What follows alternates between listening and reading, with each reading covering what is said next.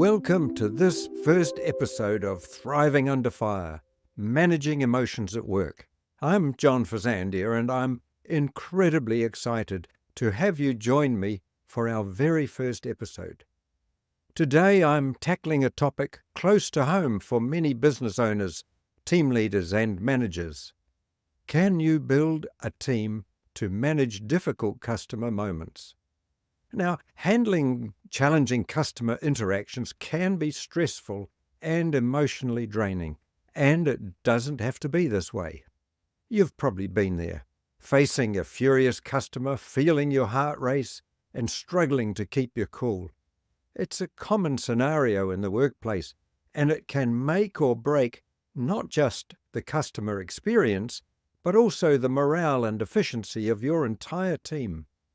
Imagine having a team that not only stays calm under pressure, but also turns these tense moments into opportunities for positive outcomes.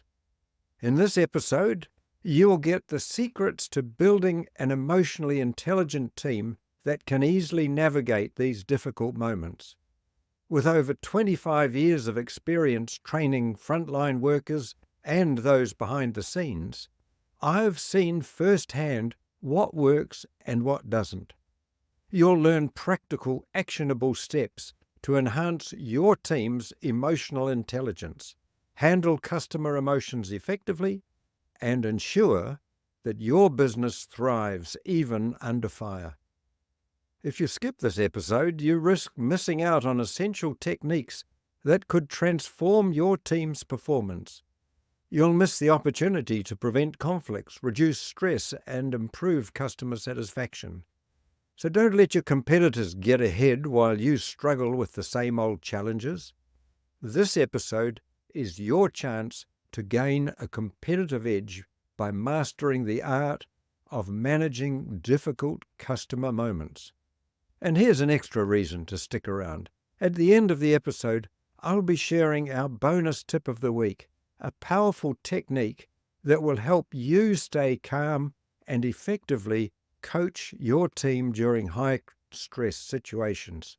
Trust me, you won't want to miss this invaluable tip. Your employees want to do their best for you, but how can they when they're navigating challenging customers and difficult conversations every single day? Here on Thriving Under Fire, I'll show you how to manage emotions at work so you can have satisfied customers, happy staff, less stress, and more profit. Challenging customers come in all shapes and sizes. They are angry and aggressive types and the silent tut-tut kind. All customers have the potential to turn against your business when things go wrong and you don't respond adequately. Emotions. That's what makes situations difficult. Building emotional, intelligent teams is the secret to building a great business. You can have all the systems in the world, but without EQ, emotional intelligence, and personal development, they will not help you succeed in your business. Building EQ doesn't have to be a big deal. There are practical steps that you and your team can learn that will help them. In this first episode of Thriving Under Fire, Managing Emotions at Work, I want to focus on the damage that not managing emotional customer reactions can cause and how you can avoid them getting into this situation. The key message to take away: when staff can't handle situations well, they can cause great damage to your business. And conversely, when your staff can manage emotional situations well, your business will rock. We'll cover this in 3 sections. Why most customer service training doesn't address the real problem at the front line. 2, the problems that these situations can cause for your team and your business. And 3, the secret to building a strong, emotionally intelligent team so that you don't have to worry about this anymore. Let's think, why most customer service training doesn't work. Now, you would think that giving your staff a customer service training course would be enough. All the training courses I've looked at, and I've looked at many, And none of them have spent any significant time on teaching customer service reps how to manage themselves in the moment when someone is shouting at them, criticizing them, or verbally attacking them in any way. This is a major limitation that makes all the rest of the training almost impossible to put into practice when they are faced with a challenging customer. Here's an example. In a workshop I ran recently, Carla complained that her manager had sent her on a customer service course for 2 whole days. She didn't mind the 2 days out of work, but the workbook was over 150 pages long. She could hardly remember what was in it at the best of times, but even worse, when a customer was loud and critical, she just froze and couldn't remember what to say. She thought the training was useless, until she learned how to manage that moment in the tough Thriving Under Fire course. At that moment, the fight, flight, freeze response kicks in. This automatic reaction activates even before the person is aware of it. Adrenaline pumps through the body, and the person becomes even more aware of potential threats around them. Their senses are heightened, their heart rate increases, and their breathing becomes shallow because they want to get quick oxygen to the brain and get ready to fight off the threat or to flee from the potentially dangerous situation. Here's a bit of neuroscience or brain science to help you understand how the brain works. This action happens in an instant in the part of the brain called the limbic system. It's also called the mammalian or emotional brain, among other things. The amygdala fires up, taking blood from the frontal cortex, which is the part of the brain that does the thinking and speaking. The frontal cortex then has reduced capacity. You are technically not rational. The emotional brain has taken over. I'll talk a lot more about this in future episodes, but for now, it's why you can't think or say the right words when you feel like you're under attack. Now, there are several things a person can do to change how their brain operates when fired up like this. I'll refer to them in a bit, but it's important to see that in the moment when one of your team perceives a verbal attack, even from someone just saying no, let alone blaming, shouting, or criticizing, that response is physiological. That is, it's in the body. It's automatic. At the beginning, it's unconscious. Your senses pick up the threat well before you think of it, and your brain fires into action. The feelings that accompany the physical reaction can be many and varied. You might feel them as embarrassing, shaming, irritating, provocative, humiliating, and any other combination of feelings. So that's what is happening to you and or your team member. The brain is working to help you survive. It's in survival mode. And in any survival situation, you need to react quickly. You might say instinctively. You don't want to take time to think clearly because you have to act very fast in an emergency. That is the limbic system working to keep you alive. The result is that the brain's thinking part does not work well. You're more likely to say the wrong thing if you say anything at all, and are certainly not keen to make a strong, positive relationship with the person verbally attacking you.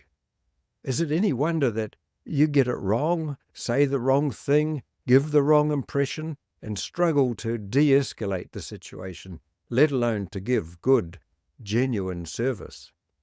Now, that's a little of what's going on for you and your team member in terms of their physiology. A similar physiological reactive response is going on in the customer's brain. They have perceived an attack on them. When something goes wrong, people feel that something important has been taken from them, or that you are somehow going to trick them out of money or something else. This is not rational, although you can't tell them that. Their emotional brain has taken over their rational brain. So you can end up with two people feeling highly emotional and neither feeling very rational. Both end up feeling hurt and neither of them likes each other, and you end up with a problem on your hand. The question is, what can you do to respond to them? Given that the team member is on the defensive, their adrenaline feeds into their fight, flight, or freeze response, things are not going well at all, and the chances of your staff saying the wrong thing are great. Your staffer needs to calm down and know what to say to the upset customer. A lot of customer service training misses this important step that could cut through the entanglement of the emotion. As I mentioned before, none of the programs I've researched make this the priority that it needs to be. Most have a list of several steps to take when a customer complains. The steps include listening, repeating back to the customer what you've heard, offering to fix the problem, asking them what they'd like to do, and so on. None of them start with the thing that will have the best chance of calming the other person down, and so often anything else will rile them up because it's not coming from a place of calm. Your team member is having to struggle with their own feelings and can't summon up the right words or the right tone of voice that will help the customer feel heard and calm down. The good news is that these skills can be learned. They are counterintuitive, so most people don't use them easily. There are powerful words that your team can use in the first instance to help the customer calm down. I've spent these past 25 years studying and teaching this area, and I'll share it with you in a bit, so stay tuned to this episode of Thriving Under Fire, Managing Emotions at Work. How can you build a team that can handle emotional situations with customers and with each other? In the second part of the podcast, let's have a look at the problems that emotions, when they're not dealt with properly, can cause in your team. It's emotions that cause many problems, and not only between people. A person can have very strong feelings that are generated by their own thoughts and memories of past events, even without anyone else being present. Without wanting to make a big drama about people's hurt from early events in their lives, it does need to be said that what happened today nearly always has a link to a traumatic event in the past for that individual. That's why a relatively small incident, as far as you might be concerned, can affect one of your staff in a much greater way. Investigating such things and going into their past is not your job. That belongs to counselors and therapists. But just knowing that these unseen processes are going on is enough to help you understand and be less judgmental of people who get upset about relatively minor things. It's important to remember that you don't need to fix them. Feelings don't need fixing, and lifetime healing is the other person's life work. However, you can stay calm, refrain from being judgmental, and acknowledge them and what they're feeling. Know that these feelings will pass. When your staff are affected by angry and critical customers, they react. This can affect not only how they interact with the customer, but also how they interact with one another. And that's the rub. If not handled well, upset customers can upset your whole team without even knowing it. However, your staff know it, or at least they feel it. They can end up being critical of one another, miscommunicating, misunderstanding, and misreading the words and body language of one another when they are stressed from upset customers. A friend who works in a special needs school commented on this recently. She said that some of the classes are very difficult for the teachers to manage. By Friday afternoon, those teachers are frazzled. They often want to just get out of the school. They don't want to interact with anybody. They can be quite brusque, be in tears, or even appear to be rude. She understands that sometimes people are like that at the end of a hard week. Not everybody understands such non-social behavior. Other people may take offense, and it's here that the problems begin. When the team is not getting on well with each other, disputes arise. When somebody says the wrong thing, it's interpreted negatively if people are already feeling negative towards each other. One of the names for this is confirmation bias. If you are already feeling bad yourself, you'll start looking for bad things to happen, and you're more likely to notice the bad rather than the good. In a team that is under stress, they can end up being quite negative, and so negativity breeds negativity. It takes time, energy, and money. You might be tempted to dismiss these things as a waste of time, but this is exactly where you must step up. You see, how you treat your staff will reflect on how they treat your customers. It's not easy to do when you yourself are under a lot of pressure. A Harvard Business School study from the 1970s about the Sears Roebuck chain of stores is enlightening. The company was under threat of closure and about to go bankrupt. Customers were no longer showing loyalty to the company. They didn't feel that they were valued as customers and were not treated well by the frontline staff. The board decided that instead of putting more money into the business, such as marketing and advertising, they would focus on the relationship between managers and team leaders and their frontline staff. When the relationship between the managers and the frontline staff improved, the relationships between the frontline staff and customers improved. Managers were now assessed on how well they related to their staff. When the frontline staff felt supported and understood and had a good relationship with their manager, they were more likely to have a good relationship with their customers. This ultimately translated into customers returning and the business improving so that it was no longer under threat of closure.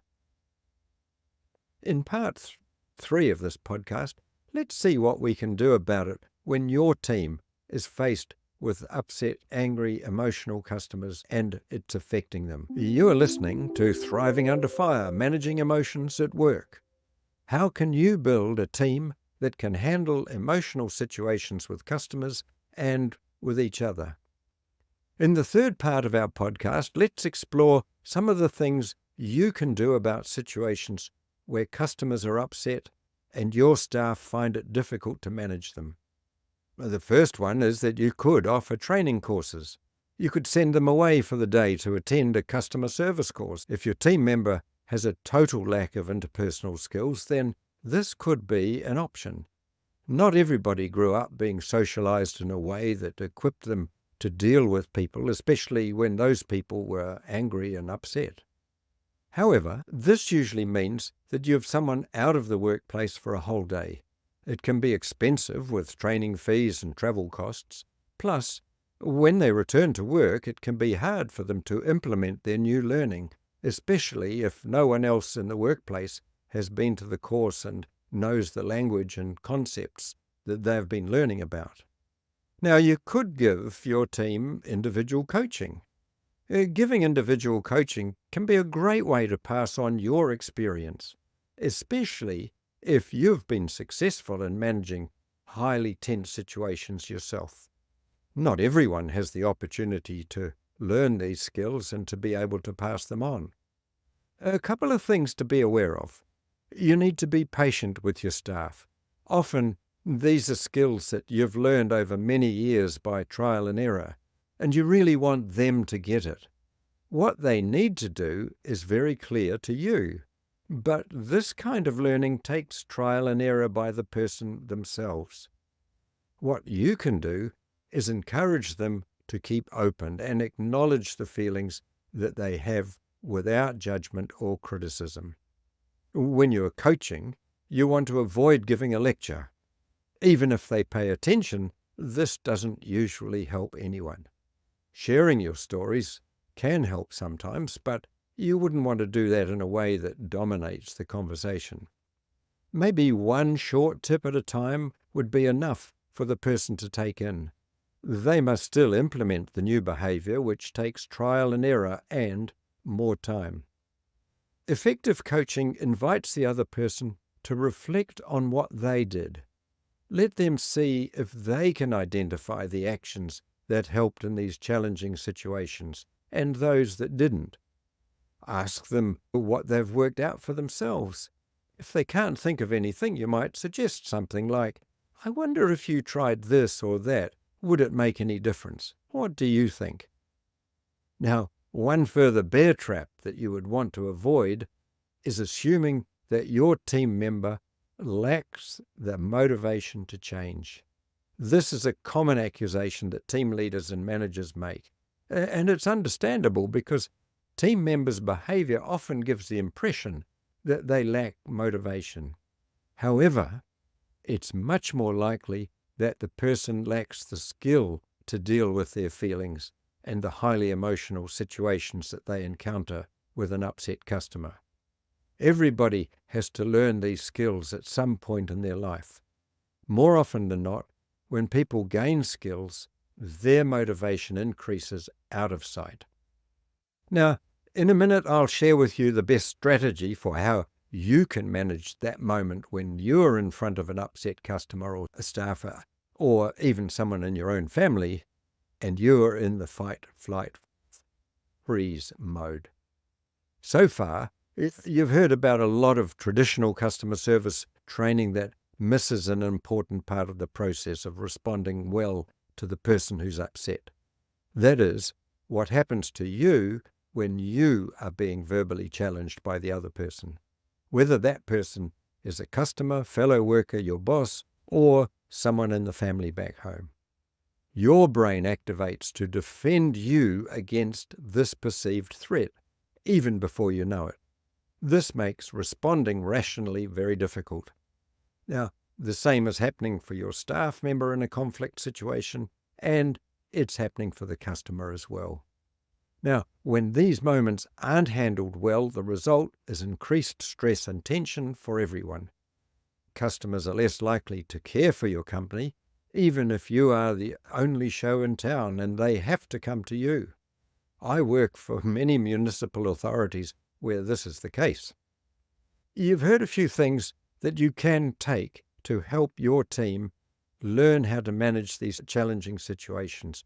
And there's always more that you can learn for yourself, as well as effective ways to support your team in their learning. You can find some of those links in the show notes for this episode. If what I've spoken about today resonates with you, but you're not ready to work with any training program for yourself or your team, I want to help you anyway. Not everybody's ready to do training, and that's fine, I get that. Sometimes you just have situations that are flaring up. If you had one or two key ideas, you could calm things down. I have 2 slots per week in my calendar for you to book a call with me if this is your situation. It's called the Fire Extinguisher Call. We'll get on a quick call, 20 or 30 minutes. You explain to me what's happening and the immediate problem at your workplace. Just like a smouldering ember that can cause a whole forest fire, so too these things, when left unaddressed, can turn a place toxic.